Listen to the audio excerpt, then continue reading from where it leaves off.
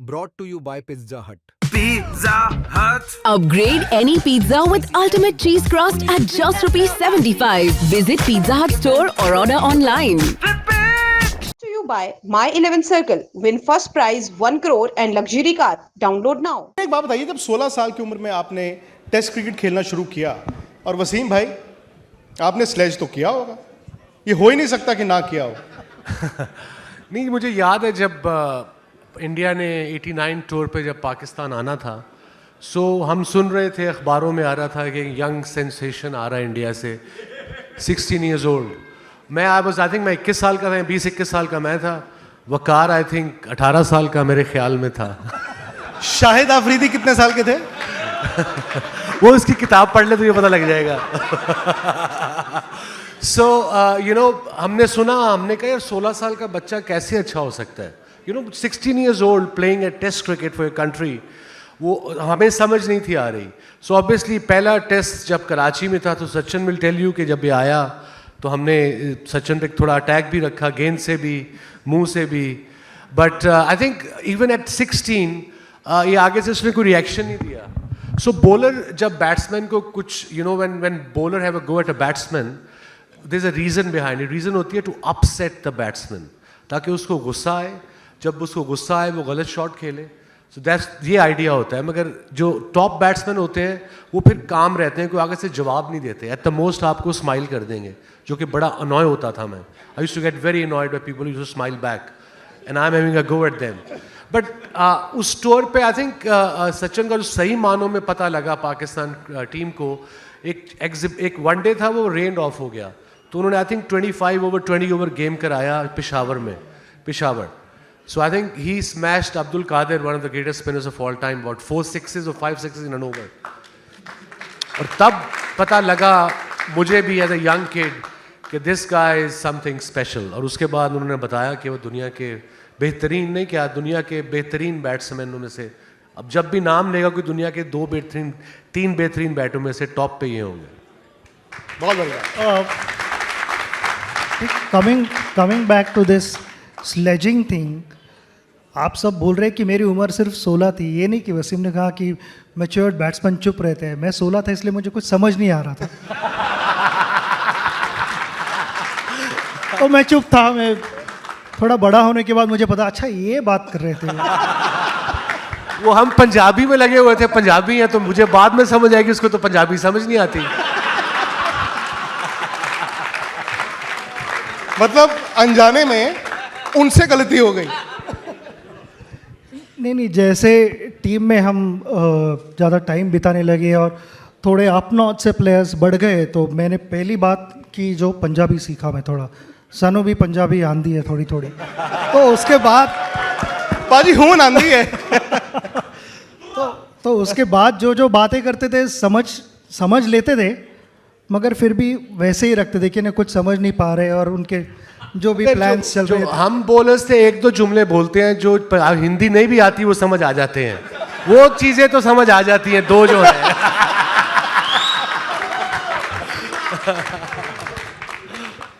अच्छा, आपने कहा कि इनिशियल जो 1-2 फेलियर्स हुए, सेटबैक्स हुए, आपको लगा कि नहीं, आई डोंट बिलोंग। ये ऐसा हुआ था कि आपको लगा यार मैं टेस्ट क्रिकेट पता नहीं आगे खेलूंगा कि नहीं खेलूंगा?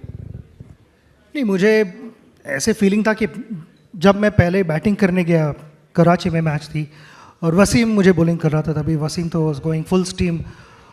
और तब तक तो फर्स्ट क्लास क्रिकेट वगैरह में ना एक दूसरा बाउंसर मिलता है, फिर अगला बॉल तैयार हो जाओ, हाफ वॉली मिलेगी, उसको कवर ड्राइव मारने के लिए तैयार हो जाओ। तो मैं वसीम को खेल रहा था, वसीम ने एक बाउंसर डाला तो मैं छोड़ा, मैंने वो बॉल। और टीवी पे देखा हुआ था कि वो इन स्विंगिंग यॉर्कर, तो मैं कहूँगा भाई यॉर्कर आ सकता है, तैयार है ना। अगला बॉल भी मुझे बाउंसर डालता है वसीम, तो मैंने थर्ड बॉल 100% यॉर्कर रहेगा, तो मैं तैयार था। तीसरा बॉल भी बाउंसर, लास्ट बॉल था ओवर का, तो मैंने कहा कि लास्ट बॉल 100% उसने यॉर्कर या तो आउट स्विंगर मारना है। चौथा बॉल भी लगातार बाउंसर डाला। तो उस समय तो आई थिंक रूल था नहीं you could bowl as many bouncers. तो चौथा भी बाउंसर छोड़ने के बाद मैं ओवर होने के बाद है ना, ऐसे ही बीच में दूसरे बैट्समैन के साथ बातें कर रहा था, अजहर के साथ। तो तब चलते चलते मेरे दिमाग में आया कि okay, welcome to test cricket की यहाँ ऐसी शुरुआत होती है। और उस समय जो वसीम और वकार मुझे बॉलिंग कर रहे थे और both were bowling really quick, और उस तरह की पेस मैंने कभी फेस नहीं की थी। बॉलिंग मशीन में थोड़ा इधर उधर अगर एक हारा मुझे सेशन मिला तो वो किया था, यहीं पे इंग्लैंड में ही किया था, मगर उस तरह की जो एक हॉस्टिलिटी और जो स्किल होता है, वो स्किल तो मुझे नहीं लगता कि कहीं और भी जाओगे तो वो स्किल की बॉलिंग मिलेगी। तो I felt I was completely out of place. मैं घूम गया था उधर, 16 साल का बच्चा था, उसे कुछ आइडिया नहीं थी वहाँ पे, वो स्पीड से बीट हुए जा रहा था, स्विंग से बीट हुए जा रहा था। मुझे लगा कि मेरा ये शायद फर्स्ट और द लास्ट टेस्ट मैच। और मैं जब वापस आउट होके वापस जा रहा था ड्रेसिंग रूम, तो I was walking back with lot of embarrassment for the first time in my career. कि मुझे लगा कि ये मेरे बस की बात नहीं है test cricket. And I went to the washroom, I looked at my face and I said कि यहीं पे ख़त्म हो रहा है शायद। And I kept praying after that कि ना मुझे और एक चांस मिलने दो, और एक चांस मिलने दो। तब तक मैंने बात कर ली थी, मगर that was my experience. I mean you asked me कि क्या फीलिंग थी कि टेस्ट क्रिकेट इतने खेल पाओगे या नहीं, whatever, but that was my feeling after first test match. अच्छा, कई बार फैन मूवमेंट होता है ना कि अजय जडेजा ने एक बार एक कहानी सुनाई थी, कहते हैं मैं मार्शल से बड़ा डरता था, और मालकम मार्शल का नाम था। कहते मैं वर्ल्ड कप खेलने गया और सारी रात मैं वो सोचता रहा वेस्ट इंडीज़ वाले मैच से पहले मार्शल को ये करूँगा ये करूँगा ये करूँगा। कहते मैच शुरू हो गया, शायद वो ओपन किया उन्होंने, तो थोड़ी देर बाद कहते ड्रिंक्स ब्रेक हुई, एक बंदा पानी लेके आया, तो कहते मैंने देखा पानी पिलाने वाला तो मार्शल है, वो तो 11 ही नहीं खेल रहा था। आपके लिए ऐसा फैन मूवमेंट था? वसीम अकरम, इमरान खान, जावेद मियांदाद? मेरे लिए फ़ैन मोमेंट जब मैं ऑफ द फील्ड था तब था, मगर जब हम compete कर रहे थे एक दूसरे के अगेंस्ट, तो मैंने कभी ये दिमाग में नहीं रखा कि उनके पीछे इतने टेस्ट मैचेस है, इतने विकेटें हैं, क्योंकि उन्हें आके वही बॉलिंग करनी है जो उन्होंने इतने साल की थी, और मुझे भी जाके वही बैटिंग करनी है जो मैंने इतने साल नहीं की थी। मगर I mean I am sure Wasim also played as a teenager and he also must have felt the same way कि ना वो एक सिर्फ बैट्समैन बैटिंग कर रहा है। You know, I am sure he ended up bowling to the great man setting in sides और Viv, but he must not have ever thought कि ना भाई सर विव को बॉलिंग कर रहा हूँ, कैसे करनी है बॉलिंग, क्या whatever he knew he did, and exactly that is what I did. Because when you are playing for your country, कि आपसे लोग एक्सपेक्ट करते हैं कि वहाँ पे जाके आप रन बनाएं या विकेट्स निकालें। तो एज, मुझे नहीं लगता कि एज फैक्टर ऐसा होता है कि वो सिर्फ ऑन पेपर रहता है, मगर जब आप टर्फ पे जाते हो तो एज रियली डजंट मैटर। आप पाकिस्तान से गए न्यूजीलैंड, न्यूजीलैंड से गए इंग्लैंड, इंग्लैंड में आपने 100 बना दिया। उस वक्त क्या आप फॉलो करते थे कि वसीम अकरम क्या क्या कर रहे हैं क्रिकेट में, कहाँ जाके विकेटें ले रहे हैं, और क्या वसीम भाई आप फॉलो करते थे कि सचिन तेंदुलकर इंटरनेशनल क्रिकेट में क्या कर रहे हैं, कि अब तो ये बड़ा खिलाड़ी है? नहीं, बिल्कुल। आप जब कोई दुनिया का कोई भी टॉप प्लेयर होता है, आप वो सेम गेम खेल रहे होते हैं, सेम खेल खेल रहे होते हो, तो आप फॉलो करते हो, बॉलर्स को भी करते हो, टॉप बैट्समैनों को भी करते हो कि किन विकेटों पे जाके स्कोर किया। कहीं उनकी आप फिर हाइलाइट्स कहीं मिल जाए देखने को, आप वो भी देखते हो कि इनकी टेक्निक क्या है। बिकॉज कम खेल रहे हैं हम, 89 में खेले टेस्ट मैच, फिर 99 में खेले, 10 साल बाद टेस्ट मैच खेले। सो इन बिटवीन वनडेज खेलते थे हम शारजा में। वनडे में quality is not the word, but one day में इतना टाइम नहीं होता था कि आप बैट्समैन को बाउंसर करके, यॉर्कर बाउंसर तो नो बॉल थे I suppose in one days those days. So yes, आप फॉलो करते हो। और आई एग्री विद सचिन कि जब आप ऑन द फील्ड होते हो, जब मैं भी आया था वो 17 कोट 17 साल का था जब मैं पाकिस्तान टीम में आया था, तो मेरा जो था कि मैंने जो अगर उधर से रिचर्ड हेडली है या कपिल भाई हैं या इयन बोथम है, तो मैं उनको इम्प्रेस करना था। उनको इम्प्रेस कैसे करना था? उनके खिलाफ परफॉर्मेंस करनी थी, उनको आउट करना था और उनको छक्के मारने थे, जो भी स्कोर करना था।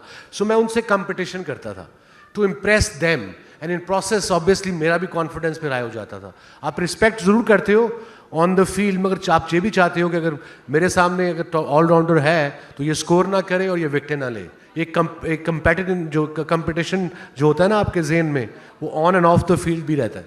सच में 90s को कहते हैं कि शायद सबसे मुश्किल टेस्ट क्रिकेट थी उस दौरान, क्योंकि हर टीम के पास अच्छे फास्ट बॉलर्स थे, फिर शेन वॉर्न, मुरलीधरन, ये स्पिनर्स भी थे टीमों के पास।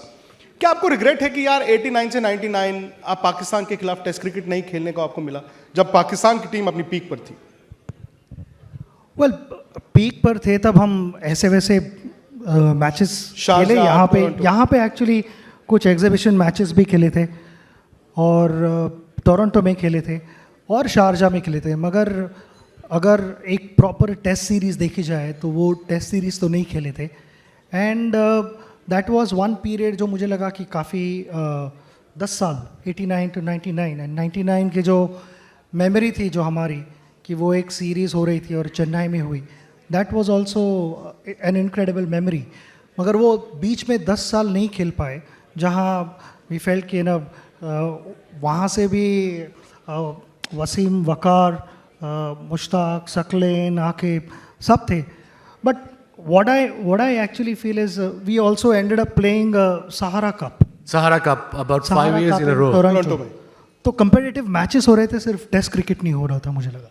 मुझे याद है वसीम भाई, आपने अभी जब हम दुबई में थे तो आपने सचिन की वैसी बात कर रहे थे, आपने एक शॉट के बारे में कहा था और कहते हैं कि मेरे जहन में वो शॉट है 94 ऑस्ट्रेलेशिया कप जो आपने फ्लिक शॉट मारा था। कहते मुझे लगा यार ये खड़ी हो गई बट वो पैरेलल छिक्का हुआ। अचानक से नया बॉल खेलना, और वो शायद आपने ओपन करना शुरू ही किया था, नया बॉल खेलना, वसीम अकरम सामने होने। आई थिंक इसका आंसर मैं देता हूँ एज अ बॉलर।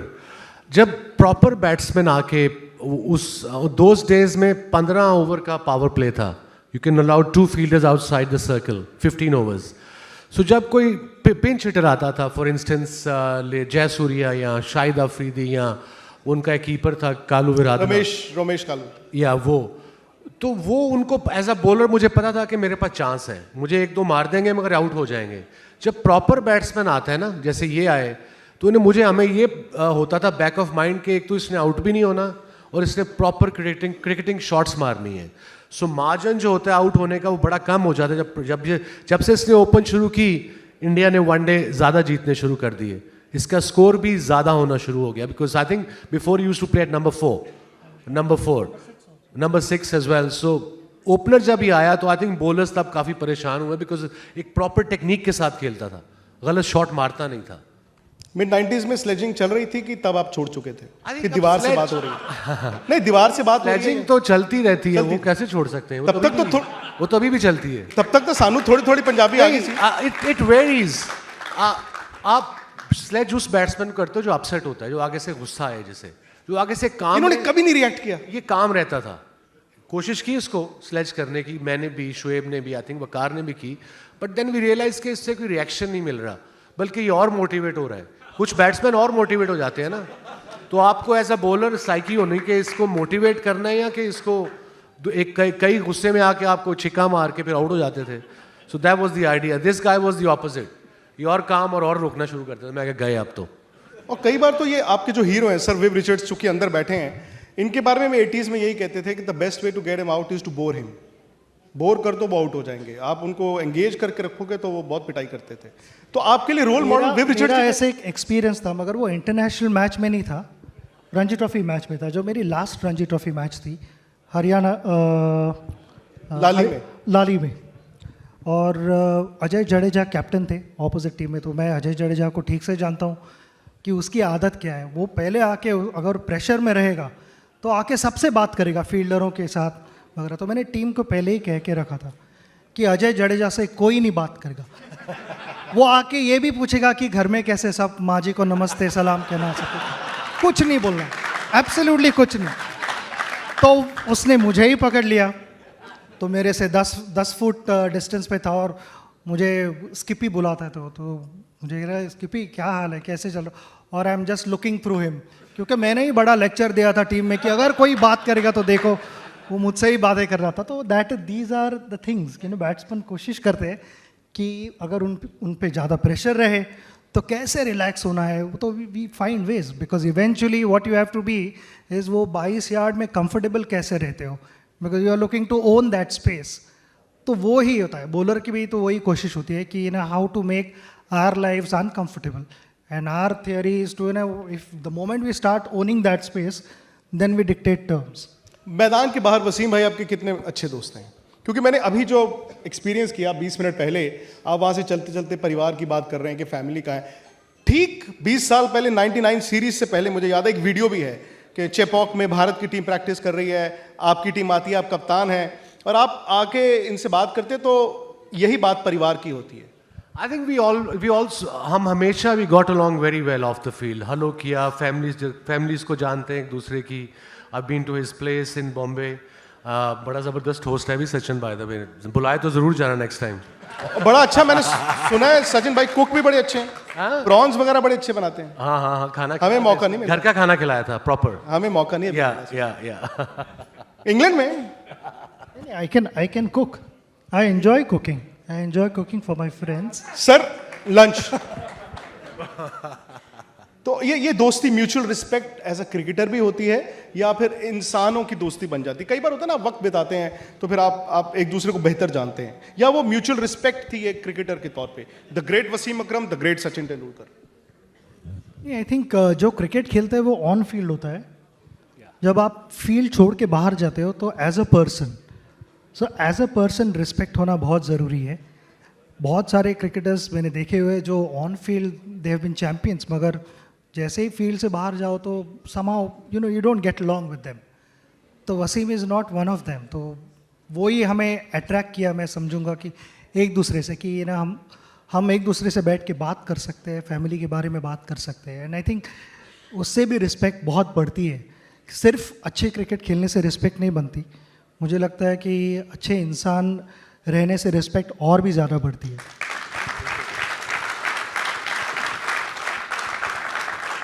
वसीम भाई 92 Yes. 96 को भी गिनी लेता हूँ. 96 में हम इंडिया से आ रहे थे यार, बस कर दे यार. मैं वही 92, 96, 99, 99. 2003 Yes. 4 मैच है आपके, मतलब हालांकि आप एक में नहीं खेले थे. हाँ? 4 मैच है आपके 4 मैच वर्ल्ड कप के. हाँ 4-0 है. आई नो तू इधर आएगा. अभी थोड़ी देर पहले जो बैठे थे उनके साथ 6-0 की बात हो रही थी. आपसे कल कोई पूछ रहा था यार, अब तुम इंडिया से आईसीसी का एक मैच भी नहीं जीते. मैंने कहा यार नहीं. मैंने कहा यार वहाँ 99 में 223 पे आउट किया, वो नहीं हो पाया. सिडनी में 220 किया, वो नहीं हो पाया. तो पता नहीं अब कैसे जीतेंगे. और वहाँ 270 से ज्यादा बना के भी नहीं हो पाया. हाँ वो कर लिया इन्होंने. ये 10 दिन कहते हैं कि मुझे नींद नहीं आई थी उस मैच से पहले 2003. ऐसा हुआ सपोज? बिल्कुल, क्योंकि एक एंड से वो बॉलिंग करने वाला था, दूसरे एंड से वकार, शोएब, उनके पास बहुत अच्छा बॉलिंग अटैक था. Possibly the best bowling attack in that tournament. और जैसे हम दोनों की मैच शुरू हुई थी तो दूसरे दिन पता लगता है कि हम कितने चिल्लाए हुए हैं, क्योंकि सोर थ्रोट्स तो होते ही होते हैं. और हमारे साथ बहुत सारे स्पेक्टेटर्स के भी होते हैं, क्योंकि आई थिंक हाँ यू वर देयर. सब गई है. तो उसका कुछ एक थ्रिल अलग ही होता है आई थिंक. और प्रेशर बड़ा था उस मैच का. हर मैच का होता है obviously pressure. India Pakistani match का प्रेशर क्यों ज़्यादा होता है क्रिकेटर्स पे? आजकल तो सोशल मीडिया है, सो वो डबल प्रेशर कर देता है because it's on your phone, you can see लोग आपको. उसको डर लगता है. तब तो नहीं था ना. तब आप डर लगता है शीशे ना टूट जाए. तब आप घर से निकले हो, आपकी माँ कह रही है कल मैच नहीं हारना. सड़क पे खड़े हुए हो, सड़क वाला कह रहा है भाई मैच नहीं हारना. And same goes for India. वहाँ इनके साथ भी होता है. This is added pressure. ये एडेड प्रेशर ये होता है कि आप सोने जा रहे हो तो आपकी बहन कह रही है कल मैच नहीं हारना. नहीं, मगर ये सब होते हुए द थिंग इज दिल से कि कोई प्रेशर लेना नहीं है, मगर ये नहीं करना है बस. कोई प्रेशर नहीं लेना. हाँ, मेरी छोटी बहन कहती थी नाक ना कटवाना. मैं कहता है मैच खेलने जा रहे हैं बेटा, क्या हो गया आपको?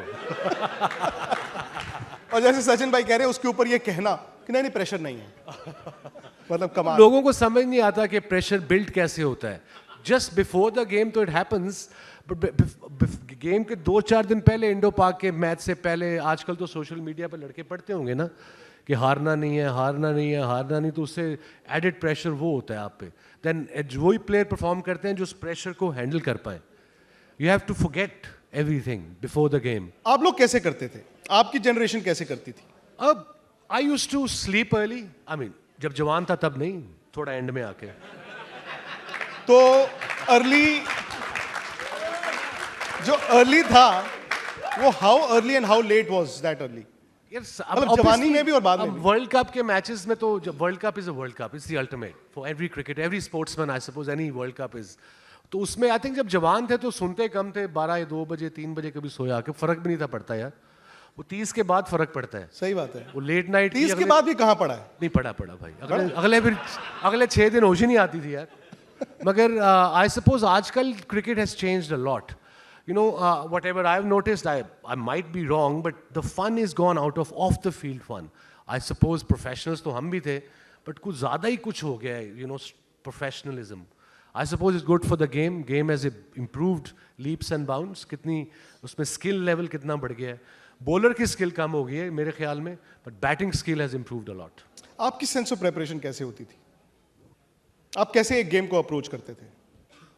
मैं सोता नहीं था मगर रूम में होता था, क्योंकि एक एंड से वसीम और जैसे भी मैंने पहले कहा, तो आई थिंक मैं नॉर्मली एक रूटीन होता था कि ना अपने विजुअलाइजेशन एक कर लिया. तो पहले अगर उसने 3 ओवर डालने तो कैसे डालने, क्या फील्डिंग है, बॉल किस तरह से बॉल पिच से जाएगा, ये सब कुछ होता था.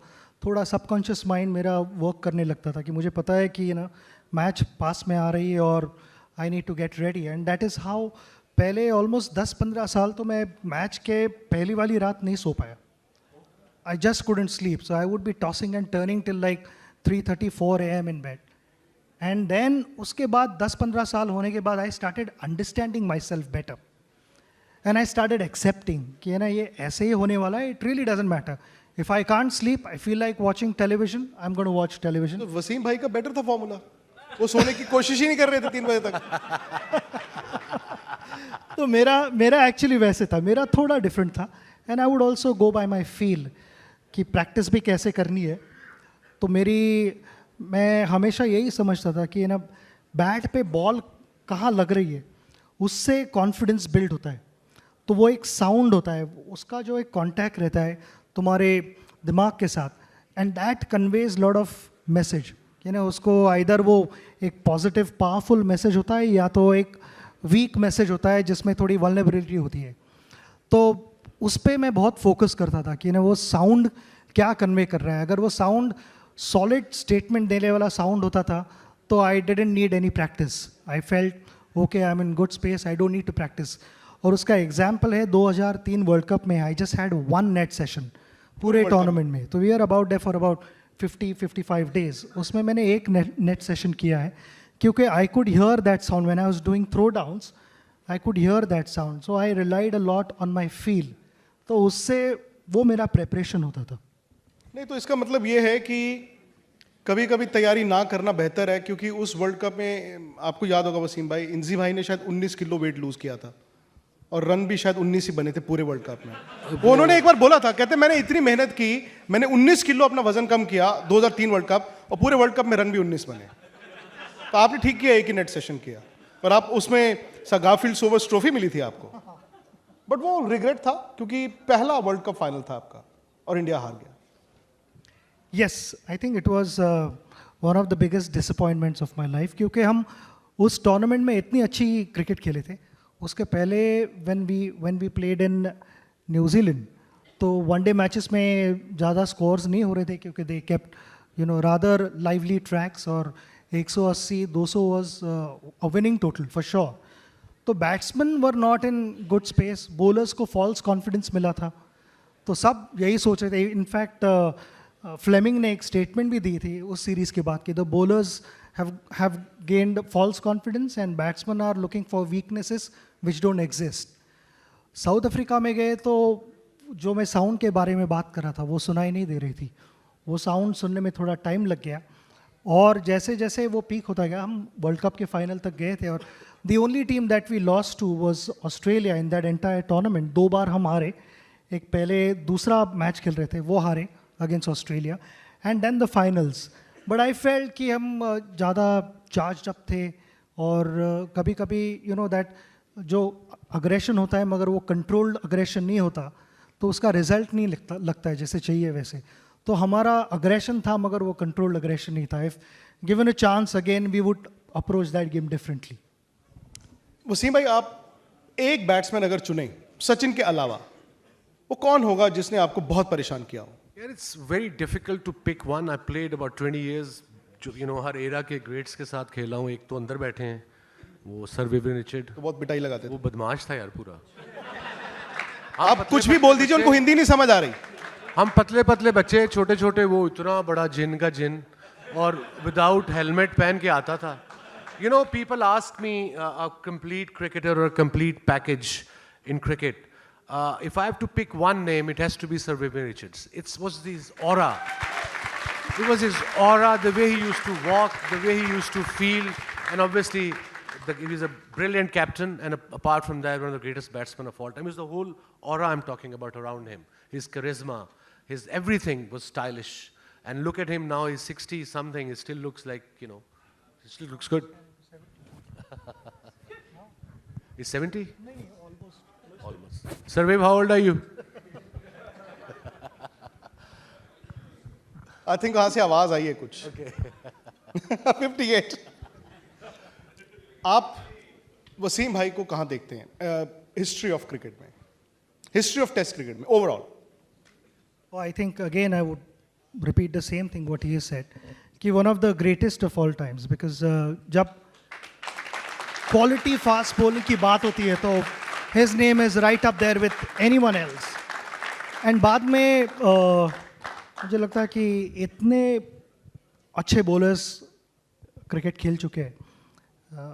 I would rate him right up there along with anyone else क्योंकि उस तरह की ability मैंने देखी नहीं है कि ना comfortably आप कोई भी बॉल दो he would make that ball talk in literally 20 minutes.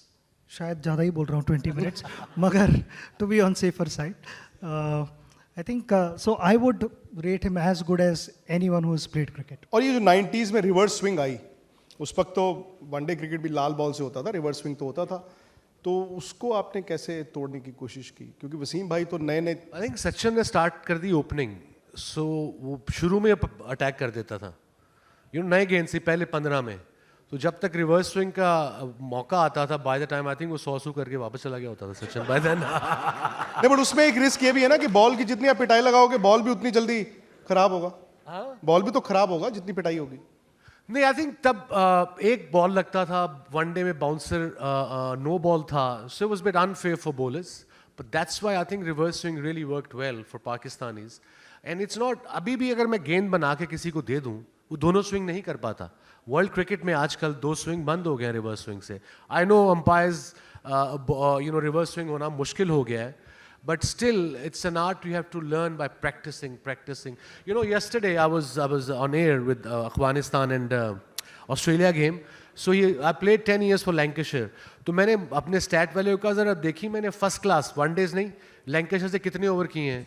सो मैंने किए थे लैंकाशायर सिर्फ फर्स्ट क्लास में 2900 ओवर्स, तकरीबन 3000 over. yeah this is just first class, not 3 one-day comps I played for Lancashire. उसके अलावा फिर पाकिस्तान से 100 टेस्ट और पता नहीं नेट्स तो छोड़ दो आप. सो इमेजिन नेट्स तो यू नो नेट्स में तो मैं 2-2 घंटे लगाता था. आजकल के बॉलर आते हैं 2 ओवर करते हैं वो चले जाते हैं अंदर. तो मैंने कहा बेटा इंप्रूव कैसे करोगे? कह रहे हैं जिम जाएंगे. नहीं मैं एक चीज जिम तो आप लोगों का काम है. मैं जिम में भी देखता हूँ कि जो क्रिकेटर्स की ज़्यादा जो इंस्टाग्राम ट्विटर पे पोस्ट होती हैं वो भागते के नहीं होती हैं, वो यही होती हैं. हमें जो हमारे बड़ों ने सिखाया था, यू नो सीनियर्स ने, इमरान भाई, इवन कपिल भाई से बड़ा पूछा मैंने, सनी भाई, जावेद मियादाद, मैं इनसे बात करता रहता था. उन्होंने यही समझाया कि मेहनत भी करनी है तो एक सेंस की करनी है, एक पर्पस के साथ करनी है. बिना वजह नेट में सारा दिन गुजारोगे तो फ़ायदा क्या? अगर तुमने घंटा बॉलिंग करनी है, नए गेंद से 5 ओवर करो, 5 ओवर पुराने गेंद से करो, 2-3 ओवर फिर अराउंड द विकेट आओ, फिर यॉर्कर की प्रैक्टिस ज़्यादा करो. आजकल मैं सुन रहा होता हूँ कमेंटेटर्स को या क्रिकेटर्स को, एक्स क्रिकेटर्स को, वो हर बॉलर कहते हैं यॉर्कर क्यों नहीं मारता, यॉर्कर क्यों नहीं कर रहा. अबे यॉर्कर करना होता आसान तो करता क्यों ना भाई. इट इज़ यू नो कहना बड़ा आसान है कमेंट्री में बैठ के, why can't he ball yorkers, because he can't. उसके लिए कॉन्फिडेंस चाहिए, उसके लिए प्रैक्टिस चाहिए, उसके लिए सिचुएशन चाहिए, उसके लिए फील्ड सेट करनी पड़ती है. जब रिवर्स स्विंग होता था, अगर कोई टेल एंडर आया तो अपनी फाइन लेग मैर वकार बिल्कुल कीपर के पीछे कर लेते थे, बिकॉज अगर वो रिवर्स स्विंग हो रहा, हल्का सा भी अंदर आया, हल्का सा भी ऑफ हुआ तो एज लगेगी तो बॉल अंदर ही जाएगा. ये चालाकियां अब मैं बड़ी कम देखता हूँ बॉलर्स में, स्पेशली हमारे पार्ट ऑफ द वर्ल्ड से. आपने लैंकाशायर का नाम 4 बार लिया है. लैंकाशायर से मुझे याद आया मैनचेस्टर. हाँ, मैनचेस्टर से याद आया ओल्ड ट्रैफर्ड. 16 जून टिकट्स हैं आपके पास 2 स्पेयर. आपकी होम ग्राउंड है वो. मुझे मेरे दोस्त का टिकट्स की बात कर रहे हैं, 2 टिकट चाहिए. मुझे मेरे दोस्त का फोन आया परसों आउट ऑफ द ब्लू, साल बाद. मैं कहा हाँ की गल है. कहते यार टिकटें चाहिए. मैं कहा अच्छा कितनी? कह रहे 30. मैं कहा आ जाए इधर। बंदा एक टिकट मांग ले, 2 मांग ले और अरे, 2 फिर मांग। 30। टिकट्स का भी तो प्रेशर है सच में। अभी तक मेरे पे, मैं कहा भाई कमेंटेटर हूँ, पास मिला हुआ है, अंदर जा सकता हूँ मैं, टिकटें कौन नहीं देता हमें, but they don't get it, वो समझते ग्राउंड हमारी है। पाकिस्तान का सबसे बड़ा मुकाबला आपका कौन सा रहा? भले वो टेस्ट मैच हो, वनडे मैच हो, वर्ल्ड कप का मैच हो, जिसमें आपको जो आपने सोचा वैसा वैसा हुआ। आई थिंक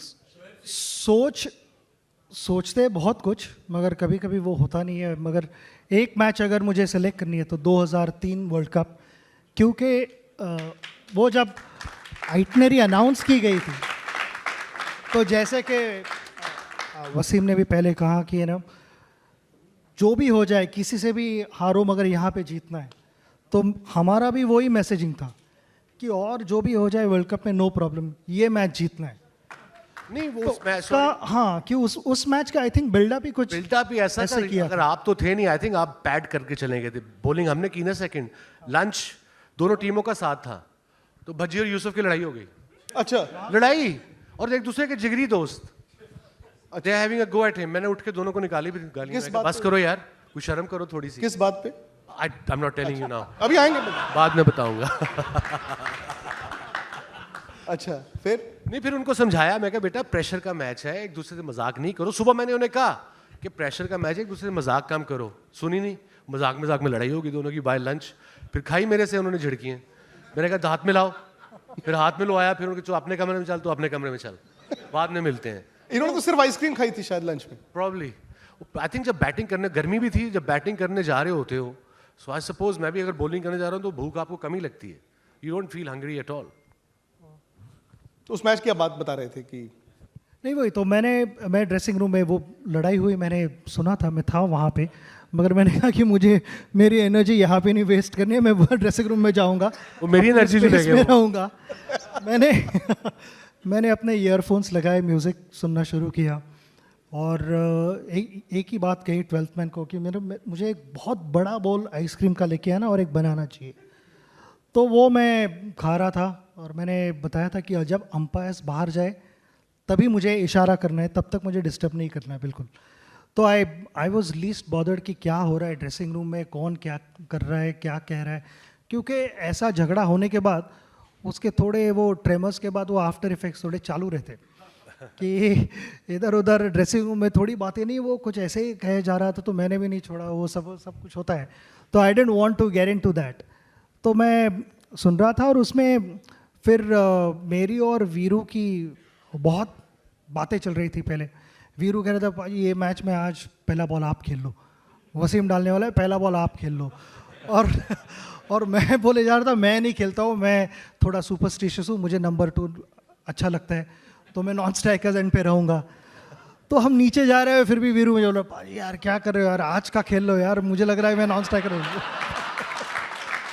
तो जैसे हम नीचे ग्राउंड पे गए, 30 यार्ड सर्कल के आगे पहुंच गया, वीरू मुझे मेरे पास देखे जा रहा है, तो मैंने ऑलरेडी डिसाइड किया था कि मैं खेलूंगा वो पहला बॉल। तो उस दिन मैंने पहला बॉल खेला था। तो उनको आपने कब बताया? जब स्ट्राइक वीरू को बताया नहीं था मैंने थोड़ा गैस पे रहने दो। वीरू की आदत है बाकियों को गैस पर रखने की, मैंने कहा कि वीरू को रहने दो थोड़ा गैस। For a change. और उसके बाद फिर शोएब अख्तर का छक्का, तो आप तो हिंदुस्तान कितने साल रहे हैं, आपने कमेंट्री भी की है, मेरे ख्याल हर आधे घंटे बाद वो स्पोर्ट्स चैनल पे वही छक्का दिख रहा होता है। अभी तक दिखा रहे हो यार, मैं 52 साल का हो गया हूँ। वो तुम्हारा स्पोर्ट्स चैनल मैंने बड़े आउट किए हैं, वो एक ही मैच दिखाते हैं, गंगुली मुझे चौके पे चौका मारी जा रहे हैं। पिछले 20 साल से वही मैच देख रहा हूँ, एडलेड वाला जो 100 किया था दादा ने, वही मैच देख रहा हूँ पिछले 20 साल से।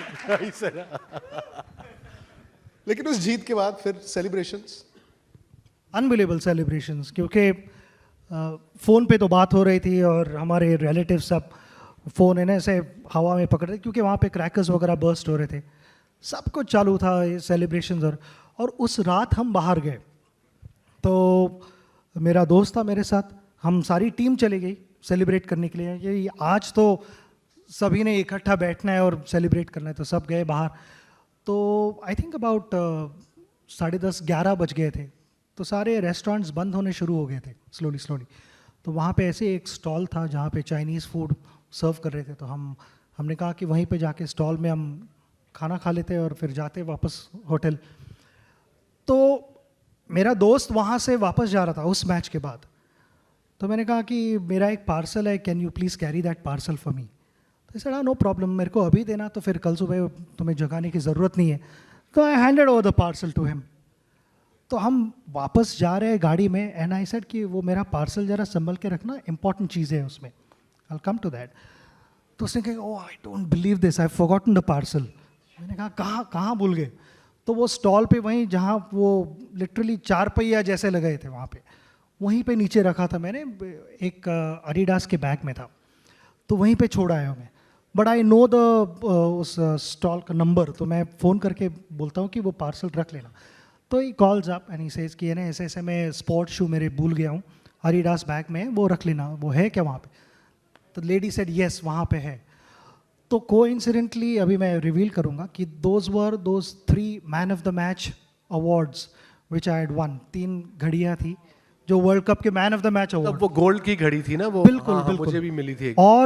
और वो तीनों घड़ी वो एक थैली में थे जो apparently my friend had forgotten. So I can not forget कि ना कि एक इतना बड़ा मैच हम जीते थे, मगर ये 3 अवार्ड भी मेरे जो इम्पोर्टेंट थे वो जाने वाले थे, क्योंकि वो प्राइसलेस अवार्ड्स है कि ना, they can never be bought. So वो एक एक्सपीरियंस मैं कभी नहीं भूल सकता हूँ कि जब भी मैं मिलता हूँ मेरे दोस्त को, मैं उसको I don't fail to remind him कि ना तूने क्या किया था 2003 वर्ल्ड कप में, तू और कुछ नहीं बोल। मेरा दोस्त होता मुझे कहता यू हैड वन जॉब कि ये पार्सल तूने घर लेके जाना है। ऑब्वियसली 89 में जो टैलेंट आपने देखा और फिर वो 94 तक वर्ल्ड के नंबर 1 बल्लेबाज बन गए थे, लेकिन वनडे में ओपन करने से, वनडे में ओपन करना 94 में, आपको लगता है कि वो इनके करियर का सबसे बड़ा ट्रिगर मोमेंट था? वो बिल्कुल टर्निंग वो पॉइंट था? था वनडे बैट्समैन का, बिकॉज आपका जो बेस्ट बैट्समैन होता है वनडे शॉर्टर फॉर्मेट में, वो जितने ज़्यादा गेंदे, जितने ज़्यादा ओवर खेलेगा, वो रन्स उतना ज़्यादा उसको मौका मिलेगा। सो ये मेन प्लेयर था इंडिया का भी और दुनिया का नंबर 1 बैट्समैन था। जब ये ओपनर आया तो पूरे 50 ओवर्स थे इसके बाद, इसने 15 ओवर्स के बाद पावर प्ले का आउट नहीं था होता ना, ये पूरा एंड तक जाता था। आई रिमेंबर इसकी एक इनिंग्स ऑस्ट्रेलिया के खिलाफ फाइनल में इन्होंने शारजा में किया था, 140 और किया था, 200 लगातार किए थे। और शारजा में तब डे गेम्स होते थे और तब गर्मी कितनी होती थी। अब तो नवंबर में सीरीज होती है, वहाँ ठंड वंड होती है, बट उस जमाने में day game and red ball, और उसमें फिटनेस बड़ी चाहिए होती थी। अच्छा, ये 94 में जब इन्होंने ओपन करना शुरू किया था तो वो एक बड़ा दिलचस्प किस्सा क्या, उस वक्त तो ट्रेजिडी हुई थी। वो शहरी पाजी नवजोत सिंह सिद्धू के गर्दन में अकड़ हो गई थी, तो वो सुबह उठे। अब शहरी पाजी का भी लोग कहते हैं कि पता नहीं चलता था कि हुआ है कि नहीं हुआ है, तो उन्होंने सुबह उठ के कह दिया, सिर्फ ये चेक कर लिया करो ऑपोजिशन में तेज बॉलर कितने थे। तो उन्होंने कह दिया नहीं मैं तक खेल नहीं सकता, गर्दन में अकड़ है। फिर उसके बाद आप गए कप्तान और कोच के पास, आपने कहा कि मुझे ओपन करने दीजिए। मैं वाइस कैप्टन था उस स्टोर पे, और मैंने अजहर और अजीत वाडेकर उनको दोनों को कहा कि ना, हमारे कोच थे वाडेकर सर, तो मैंने कहा कि सर मुझे एक चांस दो, मुझे पता है कि मैं अगर ओपन करूंगा तो मैं इनको मार सकता हूं, पहले 15 ओवर में I will go after these bowlers, और मैं अगर फेल होता हूं तो मैं वापस आके आपसे बात नहीं करूंगा, आप जो नंबर पे मुझे खिलाओगे मैं खेलूंगा, मेरे को एक ही चांस दो। And that was my discussion. थोड़ा वाइस कैप्टन होने का फ़ायदा हो गया था, क्योंकि जो टीम मीटिंग होती थी जहाँ पे डिसाइड करते थे हम कॉम्बिनेशन क्या खिलाना है, तो उसमें मेरा ओपिनियन भी काउंट किया जाता था। But eventually the captain Azhar और वाडेकर सर, उनका डिसीजन था, तो मैंने उनको यही कहा था कि मुझे बस चांस दो, मुझे लग रहा है कि मैं खेलूँगा। और उस मैच के बाद जैसे प्रॉमिस किया था कि मैं वापस नहीं बात करूँगा, मैंने बात नहीं की। तो आपने शहरी पाजी से बात की उसके बाद, थैंक यू वेरी मच, कोई उन्होंने आपने उनको कुछ चॉकलेट या कार्ड दिया? शेरी ने मुझे दिया था या मैंने उसको दिया? नहीं, बट शहरी पाजी को चोट लगी थी ना? नहीं, मैं पूछ रहा हूँ क्योंकि आपने ओपन की थी नहीं, मगर जनरली उस मैच के बाद मैं कहूँगा कि ना, आई फेल्ट मेरे करियर में भी वो एक टर्निंग पॉइंट था, क्योंकि आई फेल्ट जब कोई भी प्लेयर जाके क्वालिटी फास्ट बॉलिंग खेलता है up front, so that helps in test cricket also. तो मुझे बहुत अच्छा लग रहा था कि ना, ओपन करने जाओ और bowlers are looking to get you out, they're attacking, and अगर दोनों बराबर हो तो I have a chance to sit on top of him and own that space. And that is what, if I am good enough to do that, I'll do it. If I'm not, I'll be back in the pavilion. And I liked that, I enjoyed that. मुझे all in all ये feeling आई कि वहाँ से मेरी game change होना शुरू हुआ था. मैच से जुड़े आपके हर सवाल का हम देंगे जवाब. जानने के लिए हर update, live analysis, special interviews, download कीजिए स्पोर्ट्स तक ऐप.